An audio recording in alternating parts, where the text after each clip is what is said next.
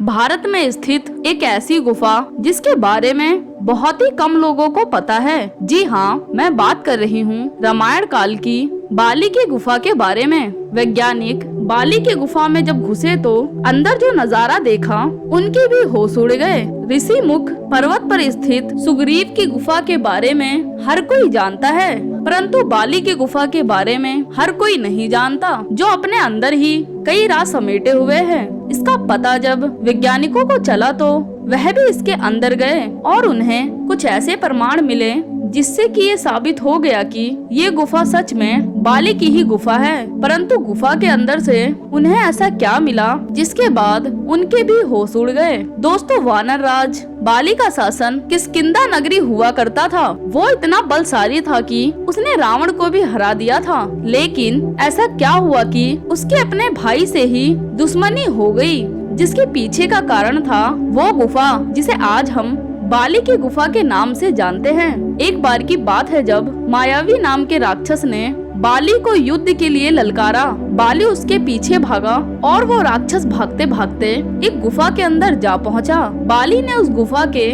द्वार पर सुग्रीव को खड़ा किया और उस राक्षस का वध करने के लिए उस गुफा के अंदर चला गया। तकरीबन 1 साल बीत गए और बाली उस गुफा के अंदर से वापस नहीं लौटा था। सुग्रीव को बहुत चिंता सता रही थी, परंतु उसने देखा कि गुफा के अंदर से तो खून बाहर आ रहा है। उसे लगा कि बाली की युद्ध में मौत हो गई, इसीलिए उसने एक बहुत बड़े पत्थर को लेकर उस गुफा के मुख पर लगा दिया। लेकिन वो सच से अनजान था। दरअसल वो गुफा इतनी लंबी थी कि उस राक्षस को ढूंढने में बाली को 1 साल लग गया और 1 साल बाद उसने उस मायावी राक्षस का वध कर दिया। लेकिन जब वो उस गुफा द्वार पर पहुंचा तो एक बहुत बड़ा पत्थर देखकर वो हैरान रह गया।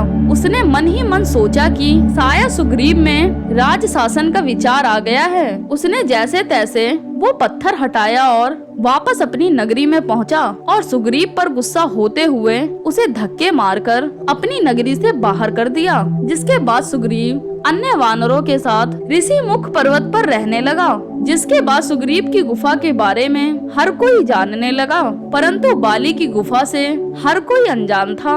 आज के समय में बाली की वही गुफा तुंगभद्रा नदी के किनारे कर्नाटक के हम्पी शहर के आसपास वाले इलाके में है। वहाँ पर स्थित कुछ लोगों ने ये दावा किया है कि ये वही बाली की गुफा है जिसमें बाली और मायावी राक्षस के बीच में युद्ध हुआ था। जब वैज्ञानिकों को इस गुफा के बारे में पता चला तो वो इस पर शोध करने के इरादे से बाली के गुफा में पहुंच गए। लेकिन जब वो गुफा के अंदर पहुंचे तो उनको इस बात का अंदाजा नहीं था कि वो गुफा कितनी लंबी है और वो तुरंत गुफा के बाहर आ गए और इस बार अपने साथ खाने पीने की पूरी व्यवस्था कर एक बार फिर से बाली की गुफा में घुस गए। ये गुफा इतनी लंबी है, फिर भी वैज्ञानिक धीरे धीरे गुफा के अंदर चलते जा रहे थे। उन्हें बस कुछ ऐसा प्रमाण चाहिए था जिससे ये साबित हो कि ये गुफा सच में बाली की ही गुफा है। वो 2-3 दिन उसी गुफा में खोज करते रहे, परंतु उनके हाथ कुछ भी नहीं लगा। लेकिन 3 दिन बाद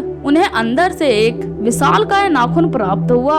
वो नाखून कोई सामान्य नाखून नहीं था और ना ही किसी जानवर का नाखून था। वो सभी हैरान थे कि आखिर ये नाखून किस प्रजाति का है, जिसे रिसर्च के लिए भेज दिया गया। जब वैज्ञानिक उस गुफा के और अंदर पहुँचे तो वहाँ पर उन्होंने जो देखा उन सभी के होश उड़ गए। दरअसल उस गुफा के अंदर एक अलग ही भाषा में कुछ लिखा हुआ है जो किसी के समझ में नहीं आ रहा था, परंतु वैज्ञानिकों ने इस पे शोध किया और उन्हें पता चला कि ये लिपि तकरीबन 5 से 6 हजार साल पुरानी है।